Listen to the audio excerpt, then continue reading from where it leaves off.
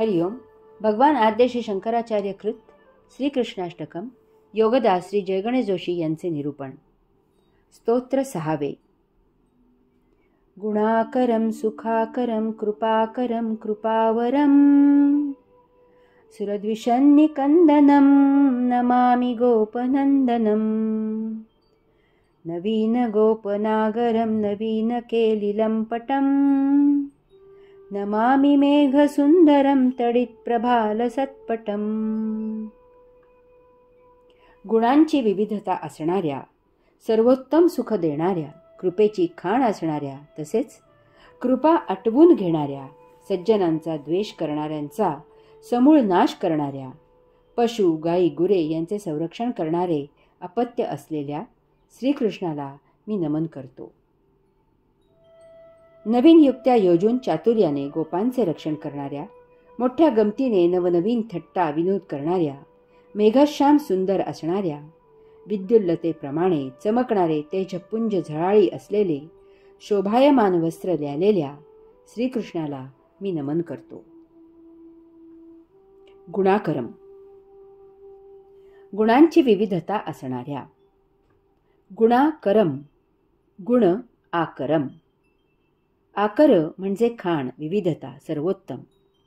भगवान आद्य श्री शंकराचार्यांनी गुणांची विविधता असणारा असे श्रीकृष्णाचे वैशिष्ट्य सांगितले आहे. गुण याचा अर्थ आहे अंगी असलेली वैशिष्ट्ये, मग ती जगरहाटीनुसार चांगली किंवा वाईट अशी कशीही असू शकतील. थोडक्यात गुण मध्यावर शून्यात आहे, तेथे तो पूर्णत्वात आहे.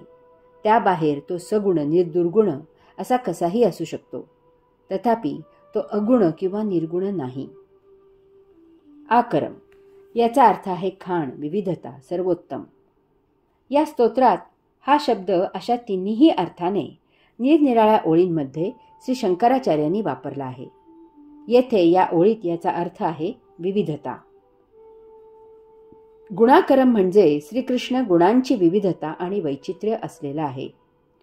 भगवान आद्य श्री शंकराचार्यांनी हे श्रीकृष्णाचे वैशिष्ट्य, श्रीकृष्णाचा विशेष, श्रीकृष्णाची खास गोष्ट म्हणून सांगितली आहे. आपण सर्वजण 1-2 गुण असलेले आहोत.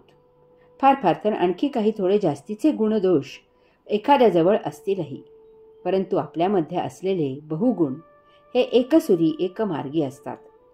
आपल्यामधील गुण परस्पर विरुद्ध नसतात.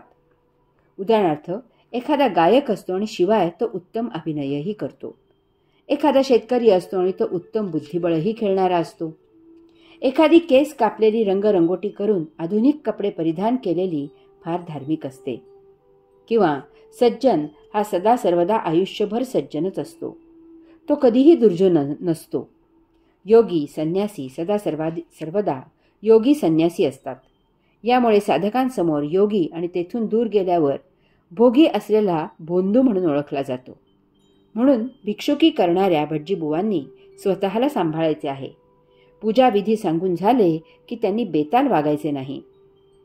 किंवा एखादा नेमबाज असतो, तो अचूक निशाणा लावतो. याचा अर्थ तो बंदूक किंवा रिव्हॉल्वर घेऊन खून करण्यात पटाईत असत नाही. कोणी खलनायकाचा उत्तम अभिनय करतो. याचा अर्थ तो प्रत्यक्ष जीवनात खलनायक नसतो. किंवा चोर, लुटारू, दरोडेखोर हे सदा सर्वदा चोर, लुटारू, दरोडेखोरच असतात. त्यांचे पोट भरण्याचे साधनच ते असते. दुर्जन हा कायम करता दुर्जनच असतो. स्वतःच्या बायको मुलीला तो वाम मार्गाला लावायला कमी करत नाही. आकरम याचा नेमका अर्थ समजावा म्हणून ही अशी विविध उदाहरणे दिली. श्रीकृष्ण गुणांची विविधता आणि वैचित्र्य असलेला आहे. त्याला काहीही वर्ज्य नाही. एका प्रसंगी तो जसे वर्तन करेल आणि दुसऱ्या प्रसंगी कदाचित तो त्याविरुद्धही वर्तन करेल. श्रीकृष्णाचा कोणीही अंदाज करू शकत नाही. त्याला ओळखणे, जाणणे महाकठीण आहे. श्रीकृष्णाजवळ गुणांची विविधता आहे.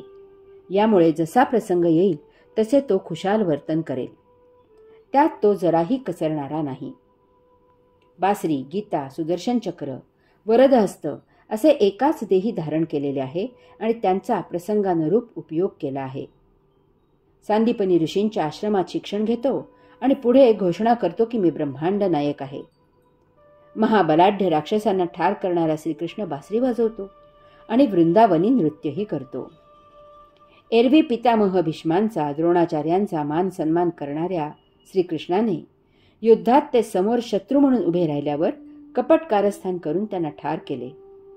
पूतना, कंस, शिशुपाल हे श्रीकृष्णाला ठार मारायला आले होते. तथापि त्यांना ठार केल्यावर श्रीकृष्णाने त्यांना मुक्ती दिली. परंतु अन्य राक्षसांना ठार केल्यावर त्यांना श्रीकृष्णाने मुक्ती दिली नाही. द्रौपदीच्या वस्त्रहरणाचे वेळी त्याने बाहुबलाने कौरवांच्या मुसक्या आवळल्या नाहीत, फक्त द्रौपदीच्या लज्जेचे रक्षण केले. प्रत्यक्ष त्याच्या वर्तनामधून तो जितका अनाकलनीय आहे तितकाच तो गीतेच्या माध्यमामधून समजायला सोपा आहे. श्रीकृष्ण सदा शून्यामध्ये पूर्णत्वात आहे. यामुळे जशी आवश्यकता निर्माण होईल त्याप्रमाणे तो त्यामधून बाहेर येऊन जगरहाटीप्रमाणे सगुण किंवा दुर्गुण असा व्यक्त होतो. त्याला ब्रह्मांडाचा कारभार चालवायचा आहे. यास्तव तो अगुणी किंवा निर्गुणी असत नाही. तथापि आपल्याला मुक्त व्हायचे असेल तर तो सांगतो की तुम्ही अगुणी किंवा निर्गुणी व्हा, म्हणजे तुम्ही मला प्राप्त व्हाल. याचा अर्थ शून्यात पूर्णत्वाने असलेला श्रीकृष्ण सज्जनांसाठी सगुणी आहे, तसेच दुर्जनांसाठी दुर्गुणी आहे आणि योगी संन्यासी यांच्यासाठी अगुणी निर्गुणी आहे. हेच ते त्याचे बहुगुणी आणि विविधता असलेले गुणी असणे आहे. यास्तव श्रीकृष्णाचे भजन करावे. भगवान आद्यश शंकराचार्य म्हणतात की गुणांची विविधता असणाऱ्या श्रीकृष्णाला मी नमन करतो. सुखाकरम. सुखाकरम सुख आकरम. आकर म्हणजे खाण, विविधता, सर्वोत्तम. भगवान आद्यश शंकराचार्यांनी सर्वोत्तम सुख देणारा असे श्रीकृष्णाचे वैशिष्ट्य सांगितले आहे. सुख भौतिक वस्तू जगतामुळे देहादी इंद्रियांना, मनाला इत्यादींना जे तात्पुरते समाधान आणि तृप्ती मिळते त्याला सुख असे म्हटले जाते. आकरम याचा अर्थ आहे खाण, विविधता, सर्वोत्तम. या ओवीत हा शब्द अशा तिन्ही अर्थाने निरनिराळ्या ओळींमध्ये श्री शंकराचार्यांनी वापरला आहे. येथे या ओळीत याचा अर्थ आहे सर्वोत्तम. भगवान आद्य श्री शंकराचार्य सांगतात की श्रीकृष्ण सर्वोत्तम सुख देणारा आहे. याचा अर्थ वैश्विक द्वंद्वाच्या नियमाप्रमाणे श्रीकृष्ण नीचातील नीच दुःखही देणारा आहे. श्री शंकराचार्यांनी हे श्रीकृष्णाचे वैशिष्ट्य, त्याचा हा विशेष म्हणून सांगितला आहे. आपण नंद संभवम मध्ये श्री शंकराचार्यांनी सांगितलेले पाहिले आहे की श्रीकृष्ण आनंदाच्या मूलभूत उत्पत्तीचे कारण आहे. श्रीकृष्ण मूलतः स्वभावतःच आनंद आहे.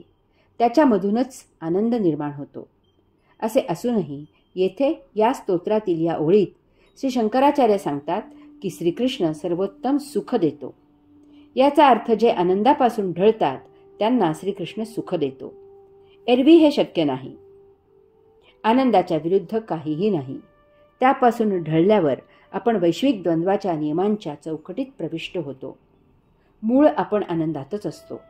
यामुळे ज्या अर्थी आपल्याला श्रीकृष्ण सर्वोत्तम सुख देतो त्या अर्थी आपण आनंदाला वंचित होतो, आनंदापासून ढळतो, त्यापासून दूर होतो. आपल्याला श्रीकृष्ण सर्वोत्तम सुख देतो. हे असे घडते. आपण शून्यात पूर्णावस्थेत सृष्टीलीला साक्षी राहून अवलोकन करत असतो, अनुभवत असतो. अशा वेळी देहधर्मासाठी आपल्याला शून्यामधून पूर्णावस्था सोडून बाह्यभागी भौतिकात यावे लागते. एरवी देहधर्माला आवश्यक ते भौतिक वस्तुजगत मिळणे शक्य नाही आणि याशिवाय देह जीवित राहणे शक्य नाही. बाह्यभागी नियती आपल्याला देहासाठी जे जे आवश्यक आहे ते सर्व नैसर्गिकपणे उपलब्ध करून देते. यामध्ये राहून आपण कर्मयोग करतो. त्यामध्ये आपल्या देहाला योग्य असे सर्व मिळते. त्याचा आपण उपयोग करून देह जीवित ठेवतो. येथे आपण नियतीचा स्वीकार केलेला असल्यामुळे आपण पूर्ण समाधानी आणि तृप्त असतो. यामुळे आपली आनंदाशी असलेली नाळ तुटत नाही. त्या योगे कर्मयोग करून आपण पुन्हा शून्यामध्ये पूर्णावस्थेत स्थित होतो आणि साक्षी राहून सृष्टीलीला अवलोकन करू लागतो, अनुभवू लागतो. येथे आपण आनंदात जीवन जगत असतो. भौतिकात असूनही आध्यात्मिक जीवन जगत असतो. नेमके हेच ते श्रीकृष्णाने दिलेले सर्वोत्तम सुख असते. 1. आध्यात्मिक जीवन जगत असूनही देहधर्मासाठी भौतिक वस्तू जगत मिळत असते. 2. भौतिक वस्तू जगत नियतीने दिलेले तेवढेच नेमके वापरत असल्यामुळे येथे त्याचे सुख उपभोगूनही आपल्या संचितात भर होत नाही. 3. अशा प्रकारे नियतीच्या नियमांचे पालन केल्यामुळे आपले संचित प्रतिदिनी कमी कमी होत जाते. 4. संचित कमी कमी होत असताना आपल्याला अंतःसुख मिळत असते. जसे डोक्यावरचे ओझे कमी होऊ लागले की बरे वाटते. कर्ज असलेल्याला कर्ज कमी होऊ लागले की बरे वाटते. 5. संचित कमी होत असताना आपण आत्ममार्गी होत जातो. अध्यात्माची आवड लागते. अशाच संगतीत आपण वावर करू लागतो. याचे सुख मिळते. भौतिकापासून सुटका होत असल्याचे सुख मिळत असते. यथाकाळी संचित संपते आणि आपली आध्यात्मिक यात्रा सुरू होते. याचे सुख मिळते. प्रतिदिनी आपण फार झपाट्याने पुरुषोत्तमाच्या सन्निध होऊ लागतो. याचे सुख मिळत असते. हे असे सुख म्हणजे भौतिक वस्तू जगत वापरल्यामुळे मिळणाऱ्या सुखाप्रमाणे तकलादू नसते, ते टिकाऊ असते. 10. अशा सुखामधून दुःख निर्माण होत नाही, तर त्यामधून प्रगती होऊन आपण आध्यात्मिक मार्गी यात्रा करू लागतो. ही यादी आणखी वाढवता येईल, परंतु मुद्दा समजण्याच्या दृष्टीने ही यादी पुरेशी आहे. ज्या अर्थी श्रीकृष्ण सर्वोत्तम सुख देतो, त्या अर्थी द्वंद्वाच्या वैश्विक नियमाप्रमाणे श्रीकृष्ण त्याविरुद्ध नीचातील नीच असे दुःखही देतो. ते असे होते. आपण शून्यात पूर्णत्वाने सृष्टीलीला साक्षीत्वाने मोठ्या आनंदात अवलोकन करत असतो. परंतु देहधर्मासाठी आपण शून्यामधून ढळतो आणि बाह्यभागी येतो आणि भौतिक वस्तू जगत वापरू लागतो. यावेळी देहादिंद्रियांना महासौख्य मिळते आणि ती अशा अत्यावश्यक उपयोगाने समाधानी न होता आणखी उपभोग घेऊ लागतात. येथे आपली शून्यामधील पूर्णत्वाशी असलेली नाळ तुटते. याचे महादुःख होते. 2. आपण उपभोगांमागे भरकटू लागतो. कितीही उपभोग घेतले तरी आपण समाधानी होत नाही. आपण कायम अतृप्त राहतो. हे महादुःखमय असते. 3. आपण संचितात सतत भर होऊ लागते. डोक्यावरील ओझे वाढू लागते, कर्ज वाढू लागते. अशा परिस्थितीत आपण सतत दुःखात आयुष्य जगू लागतो. 4. आपला प्रवास योगधामाच्या बरोबर उलट दिशेला होऊ लागतो. हे फार दुःखदायक असते. 5. आपला देह या अशा उपभोगांसाठी धारण केलेला नसतो. यामुळे देहाला आजार, रोग होतात. त्याचे महाभयावह क्लेश होतात. 6. देह अतिश्रमाने कायम निरुत्साही थकलेला राहतो. याचे महादुःख होते. 7. आपण आत्मप्रेरणेने जीवन जगत नाही. यामुळे संचित सतत वाढत असते. यासाठी आपल्याला अंशात्म्याकडून साथ मिळणे थांबते. याचे दुःख होत असते. ही पण यादी आणखी वाढवता येईल, परंतु मुद्दा समजण्याच्या दृष्टीने ही यादी पुरेशी आहे. यास्तव सतत लक्ष द्यावे की आपण आत्मप्रेरणेने जीवन जगत आहोत. आपण नियतीने नैसर्गिकपणे दिल्यापेक्षा जास्त उपभोग घेत नसून अवास्तव उपभोगांच्या मागे भरकटत नाही. म्हणजे अत्युत्तम सुखही नको आणि नीचातील नीच दुःखही नको. सदा आनंद हेच सत्य जीवन आहे. यास्तव श्रीकृष्णाचे भजन करावे. भगवान आद्य शंकराचार्य म्हणतात की सर्वोत्तम सुख देणाऱ्या श्रीकृष्णाला मी नमन करतो. हरि ओम.